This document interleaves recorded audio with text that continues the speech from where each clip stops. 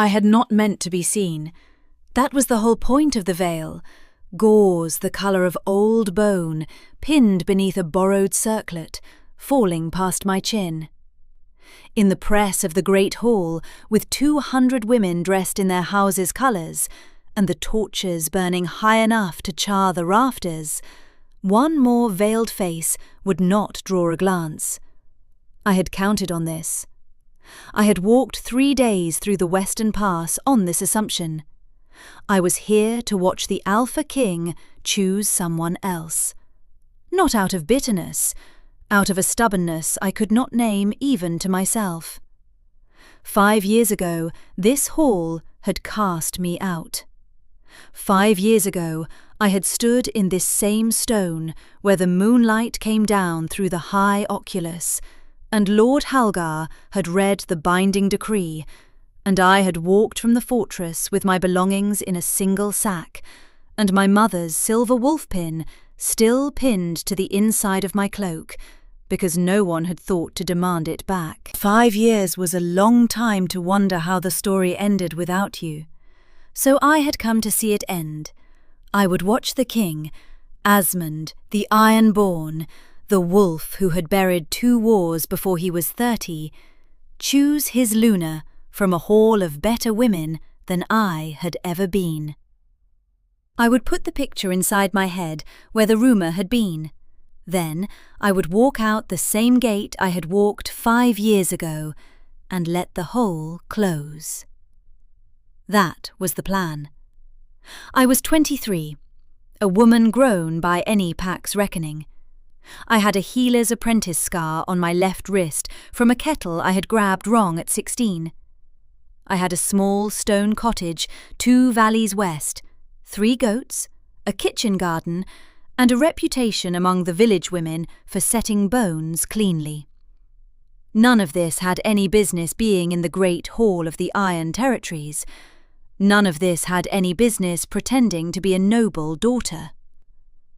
And yet the horn sounded, 3 low notes that climbed into a 4th, and the assembled women drew breath as one. The doors at the far end of the hall opened. Light spilled in around a single figure, and the figure was him. I had thought I would be ready. I was not. He came down the long aisle in black wool and a fur cloak the colour of wet iron, and the hall went quiet, in the particular way halls go quiet when the most powerful wolf alive has walked in and is choosing whether to be patient with you. He did not look at the dais. He did not look at the row of noble daughters in their colours. He moved as though the choosing was a thing he had already done, and the ceremony was a courtesy to a tradition that no longer applied. I should have looked down. I had spent 3 days rehearsing the precise angle of look down that would not draw the eye. I had practised it in firelight and in daylight and in the polished side of a copper kettle. I looked at him instead. Through the gauze he was a smear of black and silver, and the particular stillness that he carried, like a second cloak. I could not see his eyes. He could not see mine. He stopped walking. He stopped halfway down the aisle, and the silence in the hall changed temperature. And Lord Halgar, who had been about to begin the formal address, closed his mouth around the word he had not yet said. The king turned his head, not toward the dais, toward me. I have spent the years since trying to describe what I felt in that moment, and the closest I have come is this. I felt seen, the way a bone feels seen by a healer who has just understood why it would not knit. Not pleasantly, not romantically, accurately. He began walking again, not toward the dais, toward the row I was standing in. Around me, women shifted, a soft, general adjustment of postures, hopeful and astonished. They thought he was coming for one of them. Lady Isolde of House Vaerin, 3 women to my left, lifted her chin. I had not seen her in 5 years. She had been 17 the last time I stood in this hall, and she had been smiling the day Lord Halgar read the decree. She was not 17 now. She wore moon white, and her hair was bound in the silver braids of a daughter expected.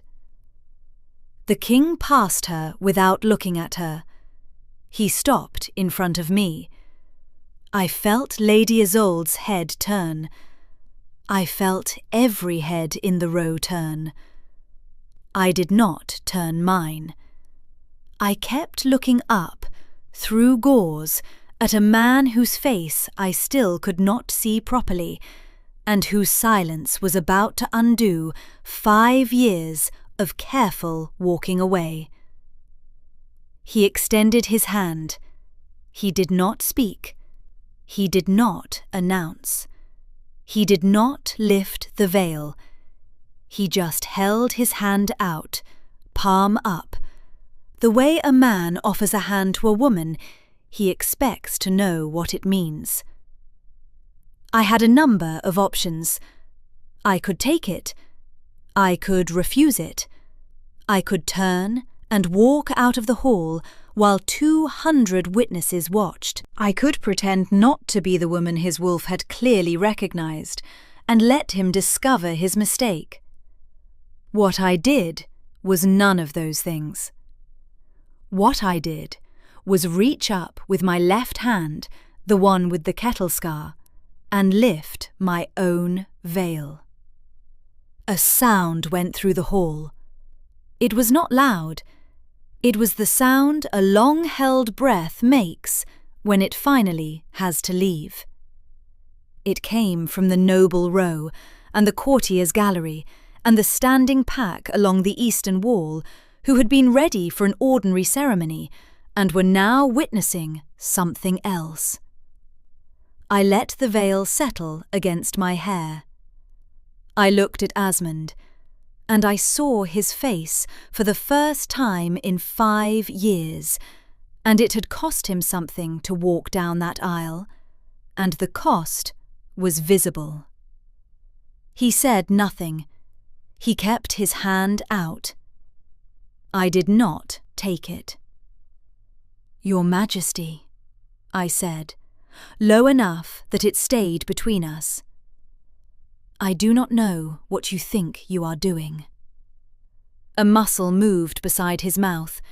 He had not expected the answer to be a sentence. I could see him recalibrating in real time, and the recalibration was not graceful. The Iron King was, for the space of 3 breaths, a man 1 beat behind himself.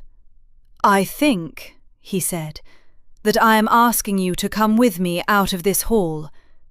In front of all of them. Yes. You do not even know if I came back to be chosen."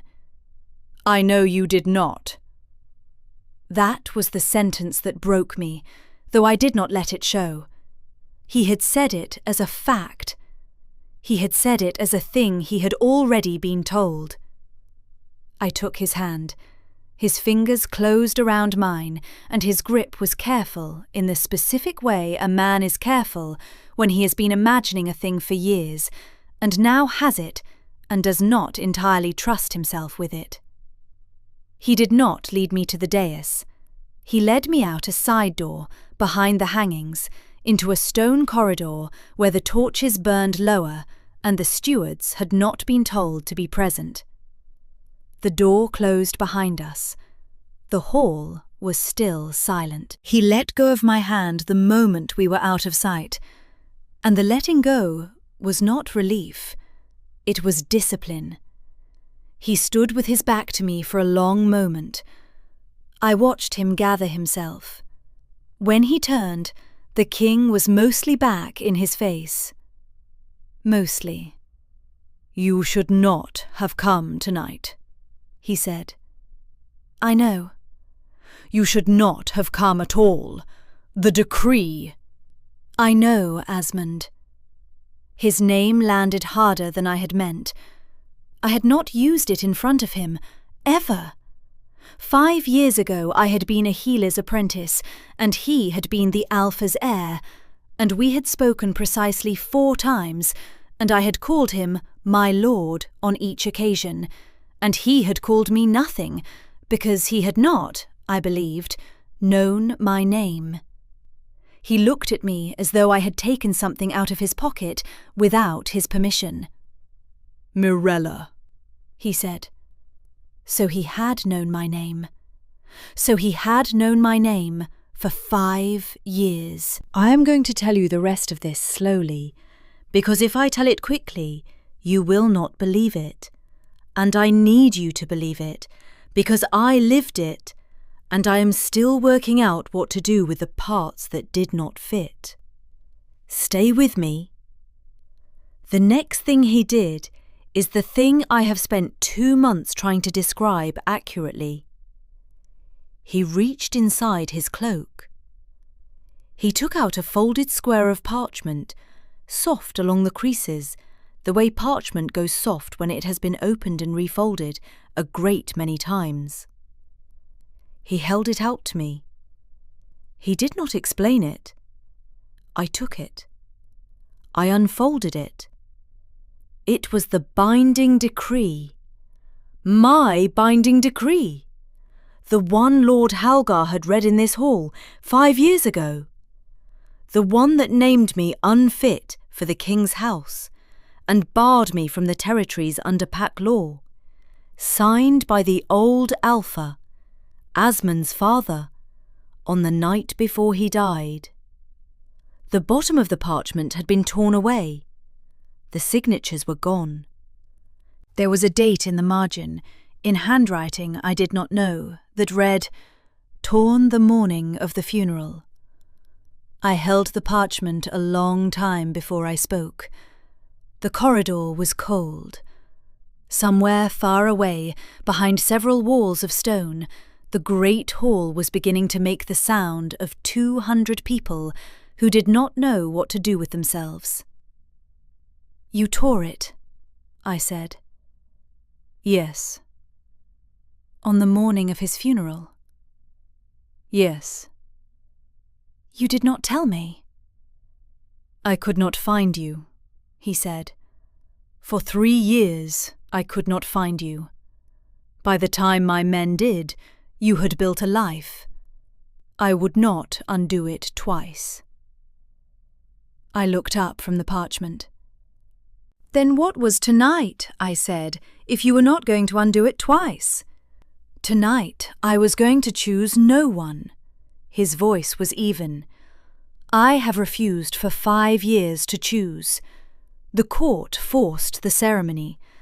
I came to walk down the aisle, refuse them all in turn, and end the matter. That was the plan. And then I smelled pine on a cloak that was not in this hall yesterday, and I followed it." He said this in the tone of a man reporting a defeat to a superior officer. I laughed. I could not help it. It came out small and entirely wrong for the situation, and his eyes did the thing his eyes had been trying not to do, which was soften. "You followed me by smell," I said. "I followed my wolf," he said. "I have learned not to argue with him about you." There was nothing to say to that.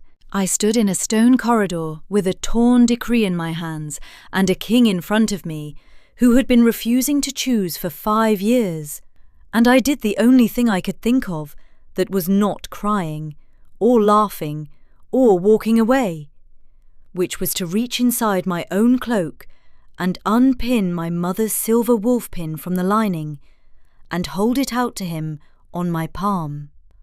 "I never gave this back," I said. He looked at it. "I know," he said. "I have not stopped looking at the place on the wall where it should hang." That was the line that did the damage. I kept my face still. I have a healer's face when I need it.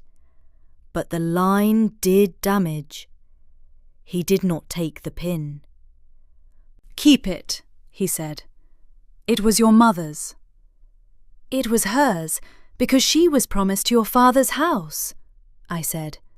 "She gave it to me when I came here at 16, to remind me where I came from. It is owed back to the house if the house no longer claims me." "The house claims you." "Asmund, the house," he said, "has claimed you for 5 years. The court refused to ratify the claim. The decree was torn the morning of the funeral. The list of acceptable lunars has been a single name for 5 years, and the council knows it, and they hate it, and they have been trying to scrub the name out and put it back ever since.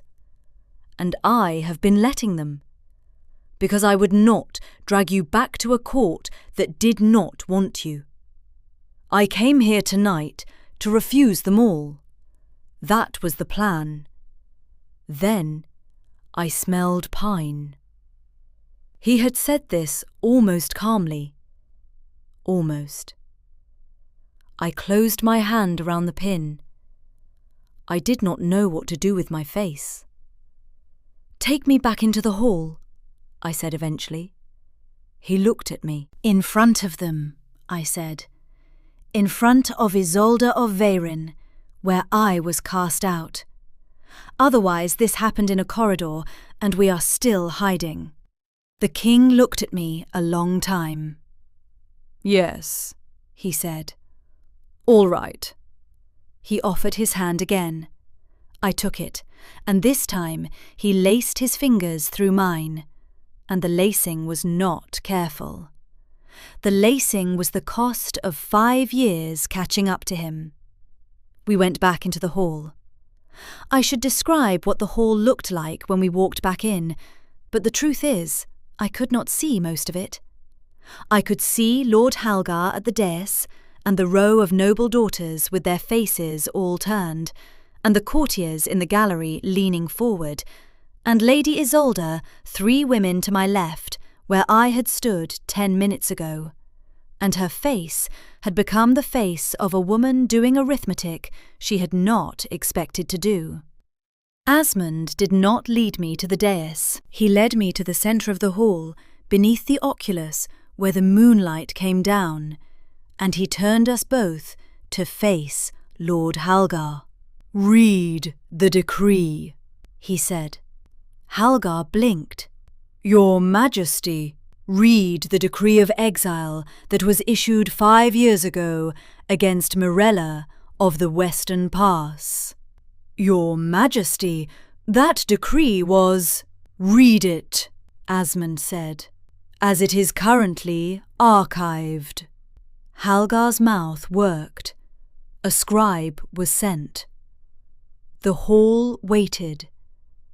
The waiting was the loudest part. I could feel Isolde's gaze on my left cheek, hot and methodical, the gaze of a woman who had spent 5 years assuming the matter was finished and was now realizing it was not. The scribe returned. He handed Halgar a parchment. Halgar unrolled it. He stopped. The lower third of the parchment was missing. I had expected this. Asmund had not announced it, but he had been carrying the torn lower third inside his cloak, and he was telling the hall, without saying so, that the decree had been torn for 5 years, and the council had been pretending otherwise. Halgar said in a thin voice, "The decree appears to be incomplete." "It is incomplete," Asmund said, "because it was torn on the morning of my father's funeral, by my hand, and I have informed the council of this fact every season for 5 years, and they have continued to enter Mirella of the Western Pass on the list of the exiled." His voice carried. He did not raise it. He was not the kind of man who needed to. "The exile," he said, has not been valid for 5 years. The woman standing beside me has been a citizen of the Iron Territories all that time, and I have failed her by allowing her to think otherwise. I correct that failure now." Lady Isolde took a step forward. "Your Majesty," she said, and her voice was beautifully controlled. "The decree was issued for cause. The cause has not been answered. Surely the hall deserves to hear." "The cause was a lie," Asmund said. The hall went still.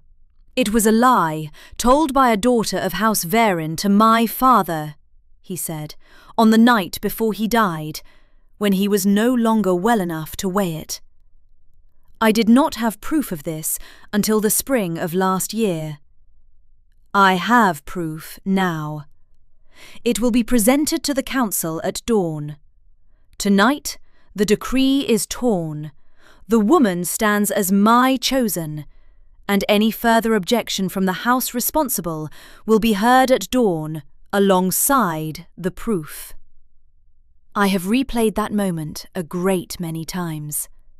Lady Isolde did not flinch.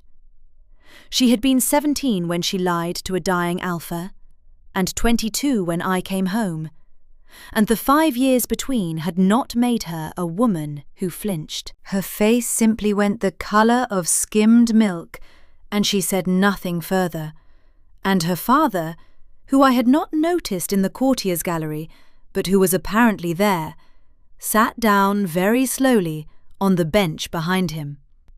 Asmund turned to me. He was, for the second time that night, a man one beat behind his own composure. I watched him decide what to do next. I watched him decide not to do it gracefully. He went to one knee, in the centre of the hall, beneath the oculus, with every soul in the Iron Territories who mattered watching him do it. "Mirella," he said, "I am asking, not commanding.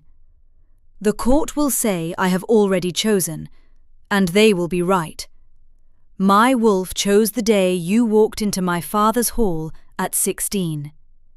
I did not catch up for some time. I am still catching up. But the choice is yours, and I am asking. Will you let me name you?"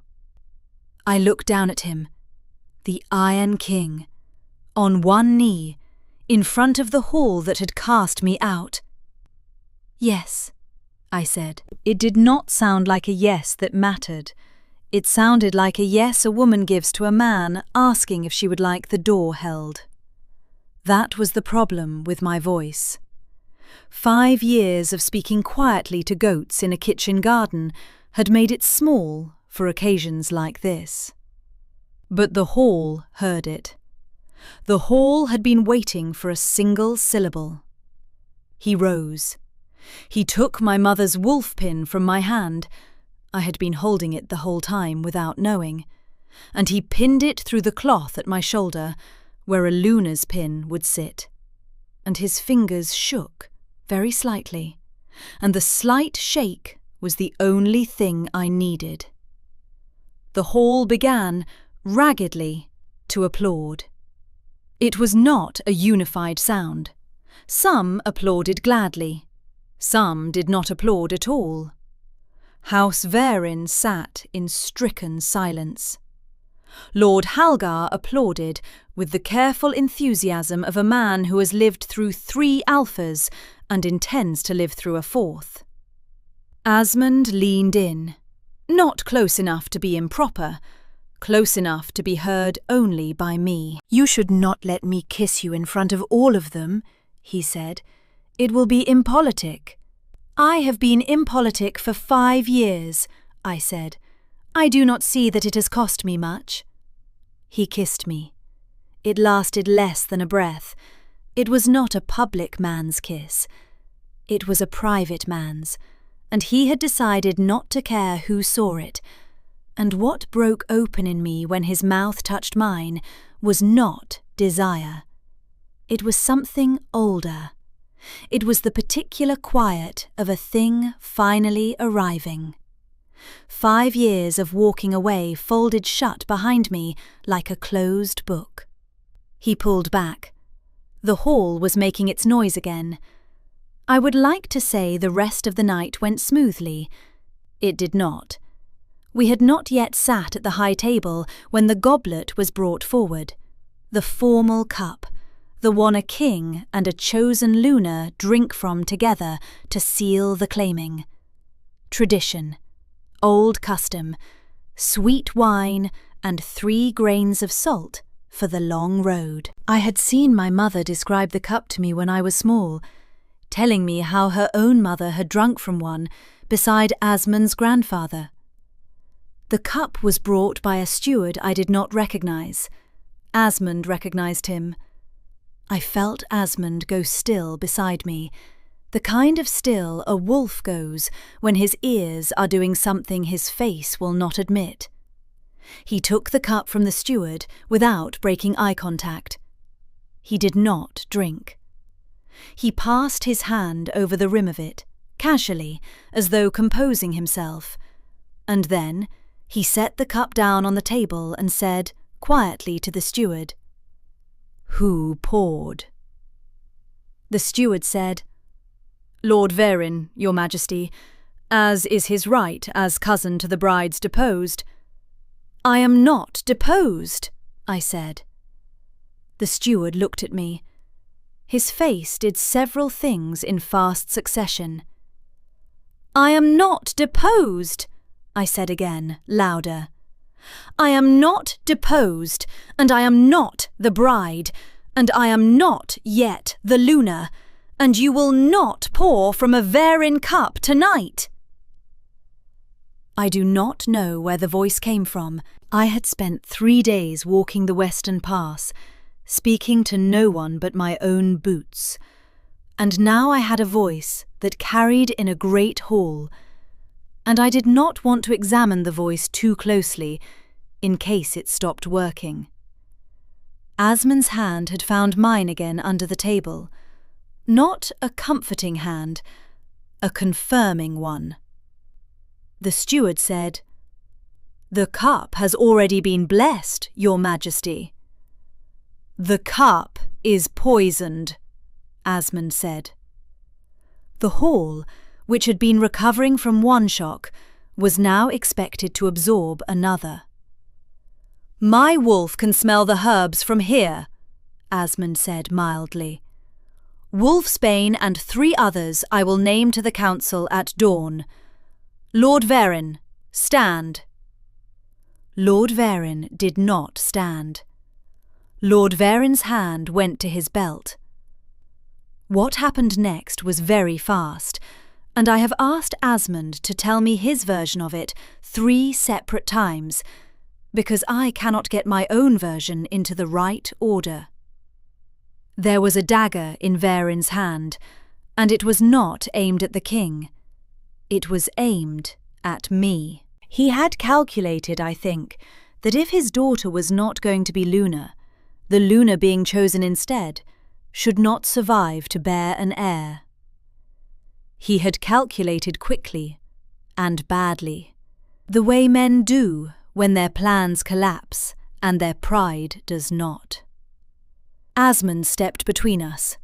The dagger took him in the shoulder, above the collarbone, deep enough that the iron of it scraped bone. I heard the sound. I will not forget the sound. Asmund did not stagger. Asmund put one hand on Vaerin's wrist and broke it without looking. And 3 of his beaters had Vaerin on the ground before the man could draw breath. And Lady Isolde was screaming, and I was not screaming. I was reaching for the dagger, because I am a healer, and that is what I do. I pulled the dagger out cleanly. I packed the wound with the cloth of my own veil, the gauze the colour of old bone, useful for the first time in its life, and I held the pressure with both hands, and I said, "Asmund, sit down. You are going to bleed out in front of your court if you do not sit." And the king of the Iron Territories sat down on the floor of his own great hall in front of his entire court because his Luna had told him to. He looked up at me. His eyes were doing a thing. "You called me Asmund again," he said. "You are bleeding, Asmund." "I have noted that. Be quiet." "Yes," he said. "All right." The Vaerins were taken away. The hall emptied of everyone but the beaters and the high healer and me. I did not let the high healer touch him until I had stopped the bleeding myself, because I needed my hands to be the ones doing it, and Asmund, who could have ordered me aside, let me. He let me work on him on the floor of his own great hall in front of 3 beaters and a high healer, and he held my wrist with his good hand the entire time, and he did not speak until the bleeding had stopped. "Morella," he said. "Yes?" "I am not letting you walk back to the Western Pass tonight." "I had not planned to," I said. He closed his eyes. I think that was when he believed it. We were married in the spring. It was a small ceremony, small by Iron Territory standards, which means only 300 people came. The hall was full of pine. He had remembered the pine. House Vaerin was not present. Lord Vaerin had been stripped of title and exiled to the eastern marches, where the winters do unkind things to the unprepared. Lady Isolde had been sent to a temple in the south, the proof Asmund had mentioned that night. Letters between Isolde and a baiter she had bribed 5 years ago, kept by an old archivist who did not throw things away, had been read to the council at dawn as promised, and the council had not enjoyed itself. I keep the torn decree in a box at my bedside. Asmund sleeps with his hand over the box some nights, as though he expects it to attempt to reassemble itself. He still has not entirely caught up. His wolf, who was always ahead of him, is patient with him about this. I am also patient. I have learned that being chosen by an Iron King is partly the act of being chosen, and partly the long, quiet labour of teaching him that he was permitted to have done it. A letter came last week from the village 2 valleys west. The goats are well. The old woman who has my cottage now writes that the kitchen garden is overrun with sage, and she does not know what to do with it. I wrote back that she should dry it and burn it on the threshold for luck. I did not mention that I was a Luna now. I did not mention that I lived in a stone fortress and that the king of the Iron Territories had made the steward show me where every door in the castle led on the first morning, in case I wanted to leave by any of them, and had stood in each doorway saying nothing while I looked through until I had seen them all and chosen to stay. I did not mention any of this because it did not seem like the sort of thing a letter could carry. He came into the room as I was sealing the letter. He saw what I was doing. He did not ask. He took the wax from my hand and he pressed his own seal into it. A wolf in profile, the sigil of his house, which was now also mine. And he handed it back to me without a word. I looked at him. He looked at me. "You are very quiet," he said. "I am thinking about pine," I said. A muscle moved beside his mouth. "My wolf," he said, "has informed me that we should walk in the gardens before supper." "Has he?" "He has been informing me of a great many things since the night of the ceremony." I have stopped arguing with him." "That seems wise." "It seems," he said, "overdue." I took his arm. We walked in the gardens before supper. The pine was heavy on the wind, and the first evening stars were coming out over the wall. And somewhere behind us in the fortress, a healer's apprentice was setting a kettle wrong and earning a small, useful scar. And I was thinking that the whole story had turned on a single mistake. The mistake of underestimating what a wolf will do for a woman his man has not yet learned how to ask for. Tell me, did you see it coming? Did you guess about the pin, or the decree, or who had written the lie? I want to know what you noticed before I did. The comments are the warmest part of my night, and I read them all. If this is your first walk through these halls with me, stay. There is more of this story and more like it on the way. Subscribe and ring the bell so my voice finds you again the next time the moon is high. And if you have already been here for the older stories, if you have been listening since the first hall went quiet, thank you. I would not have a voice if you were not listening. Where are you tonight? Tell me. I will be here. Until next time.